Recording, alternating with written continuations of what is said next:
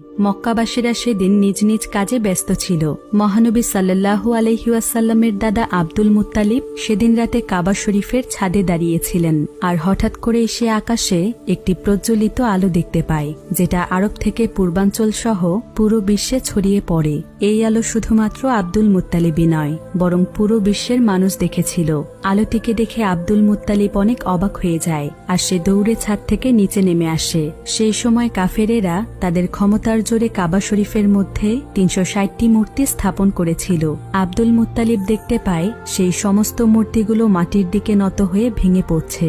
এরপর তিনি কাবা ঘর থেকে বাহিরে বেরিয়ে আসেন। তখন সে দেখতে পায় কুফা ও সিরিয়ার মধ্যবর্তী স্থানে পানি প্রবাহ শুরু হয়েছে, অথচ বহু বছর ধরে এখানে কেউ পানি দেখেনি। ঠিক তখনই আব্দুল মুত্তালিবের তার ঘরের দিকে চোখ পড়ে। সে এখানে দেখতে পায় আজকে তার ঘরের মধ্য থেকে অদ্ভুত এক ধরনের নূরের আলো বের হচ্ছে, যেটা এর আগে সে কোনোদিনও দেখেনি।